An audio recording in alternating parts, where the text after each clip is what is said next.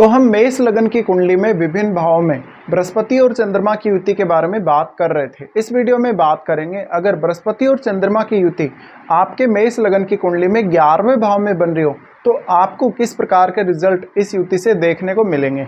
ये प्रॉपर गजकेसरी योग बनेगा आपके 11वें भाव में, जहाँ कुंभ राशि है। कुंभ राशि शनि की राशि है, जैसा कि आपको ऑलरेडी पता ही है, और बृहस्पति यहाँ पर न्यूट्रल हैं।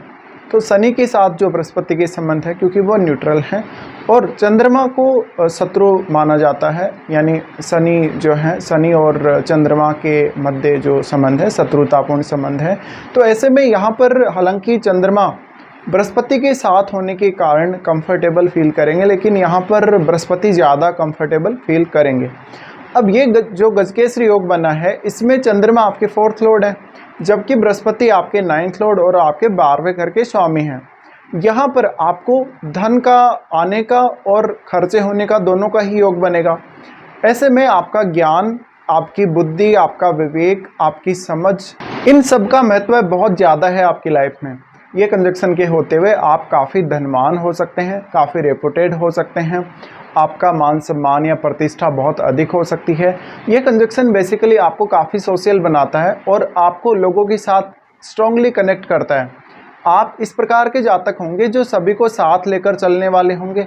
आप ज़्यादा से ज़्यादा सोशल होंगे तो लोगों के मध्य समय बिताने में आपको आसानी रहेगी। आप बहुत ही कम ऐसा होगा जब अकेले रहेंगे।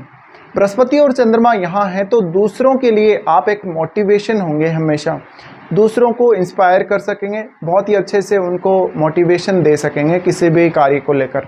इसी प्रकार से आपके लिए किसी भी ग्रुप के साथ मिलकर काम करना या लोगों के साथ मिलकर काम करना काफ़ी आसान होगा। आप लोगों को काफ़ी इजीली लीड कर सकेंगे और जो भी आप सलाह लोगों को देंगे वो उनके जीवन में उनके काफ़ी काम आएगी। लेकिन बृहस्पति और चंद्रमा यहाँ पर आपको काफ़ी उदार बना देते हैं दूसरे लोगों के प्रति।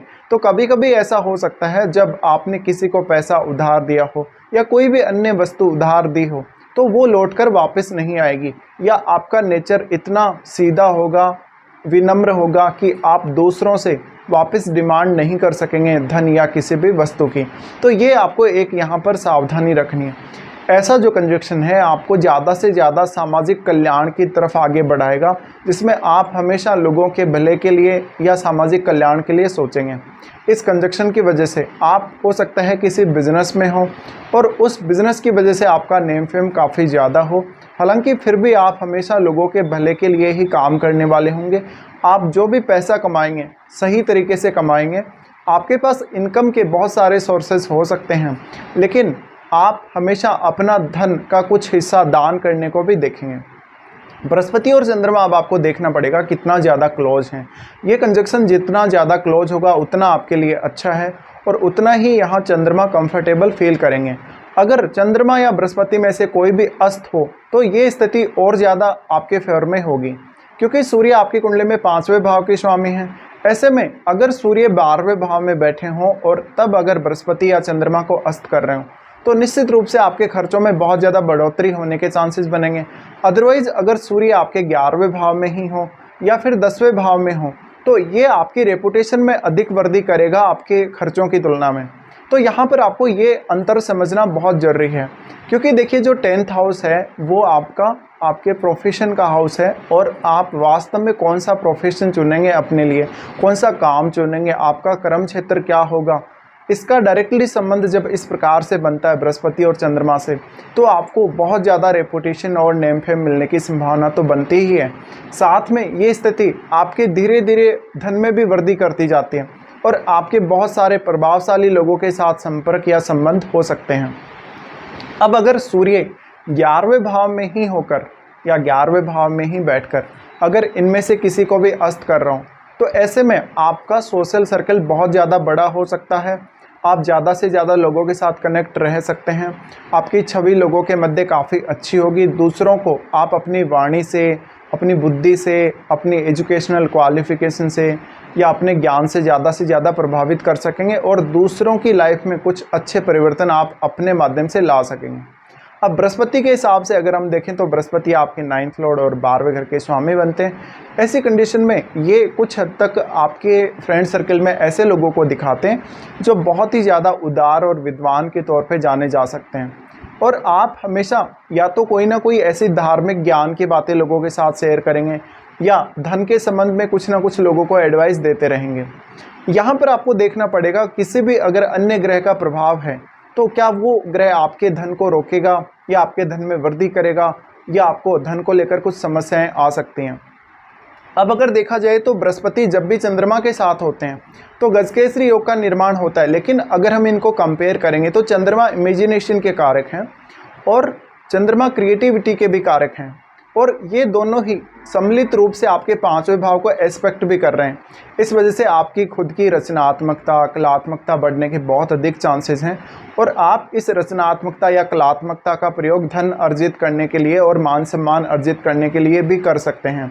इसके साथ साथ आप अपनी एजुकेशनल क्वालिफिकेशन या जितना नॉलेज आपने ग्रहण किया है जीवन में उसका बेहतर से बेहतर उपयोग कर सकेंगे, क्योंकि चंद्रमा इमेजिनेशन के कारक होने की वजह से किसी भी पर्टिकुलर विषय पर आपके लिए विचार व्यक्त करना या बोलना बहुत आसान रहेगा।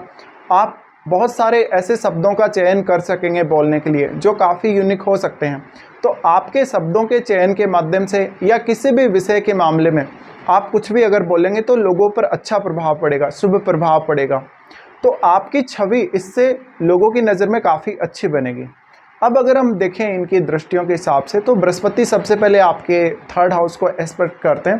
3rd हाउस को एस्पेक्ट करने की वजह से आपको अपने भाई बहनों से पर्याप्त लाभ मिलेगा। आपको छोटी दूरी की यात्राओं और ज़्यादा से ज़्यादा लोगों से कनेक्ट होने में फ़ायदा रहेगा। इसके साथ साथ आपको हमेशा नए नए विषयों को एक्सप्लोर करना, नई नई चीज़ों को सीखना और लाइफ में हमेशा नए एक्सपीरियंस हासिल करने में ये कंजक्शन मदद करेगा।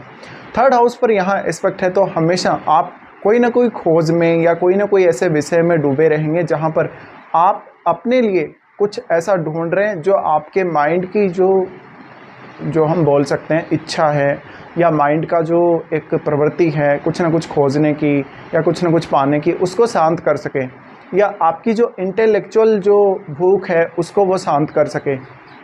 तो हमेशा आप थोड़े इनोवेटिव होंगे, आप काफ़ी चेंजिंग होंगे। अपने नेचर की वजह से आप लोगों में काफ़ी ज़्यादा सराहना भी प्राप्त करेंगे। उसके बाद बृहस्पति और चंद्रमा दोनों ही आपके 5वें भाव को एस्पेक्ट करेंगे। ये आपके संतान के लिए, आपके धन के लिए और आपकी लव लाइफ के लिए काफ़ी अच्छा होगा। आप किसी के लिए भी बुरा नहीं सोचेंगे, आप हमेशा अपनी संतान के प्रति भी बहुत ज़्यादा केयर रखेंगे और हमेशा ही अपने रिश्तों को, चाहे वो आपका कोई भी निकटतम रिश्ता हो या कोई दूर का रिश्ता हो, उनको काफ़ी केयर प्रोवाइड करेंगे। इसके साथ साथ आप लोगों का दुख दर्द समझने में माहिर होंगे, दूसरों की बातों को समझने में माहिर होंगे और हर किसी की जीवन की परिस्थिति या स्थिति को समझने में माहिर होंगे। इसके बाद बृहस्पति एस्पेक्ट करेंगे आपके सबसे इम्पोर्टेंट हाउस जो कि आपका 7वां भाव है। 7वें भाव को बृहस्पति एस्पेक्ट करेंगे तो ऐसा बृहस्पति आपको कुछ हद तक बिजनेस में और पार्टनरशिप में मदद कर सकता है। मैरिड लाइफ बहुत अच्छी होगी, मैरिड लाइफ में आपको अच्छा तालमेल बना रहेगा। हालांकि इसके लिए आपको शुक्र को भी एक बार देखना पड़ेगा। बट यहाँ पर 11वां और 7वां भाव दोनों ही आपस में कनेक्ट हो रहे हैं तो ये आपको सोशली बहुत ही अच्छे से कनेक्ट करेगा लोगों के साथ और लोगों के साथ कनेक्ट होके आप बहुत अच्छा फील कर सकेंगे और वास्तव में आप अपने लिए तो फ़ायदा करेंगे, आप दूसरों को भी बहुत ज़्यादा सहायता प्रदान कर सकेंगे। लेकिन इस कंजक्शन की वजह से अगर आप बहुत ज़्यादा सीधे स्वभाव वाले, बहुत स्ट्रेट फॉरवर्ड बन जाते हैं तो कभी कभी ये आपके लिए नुकसानदायक हो सकता है, जिससे आपको धन का नुकसान हो सकता है।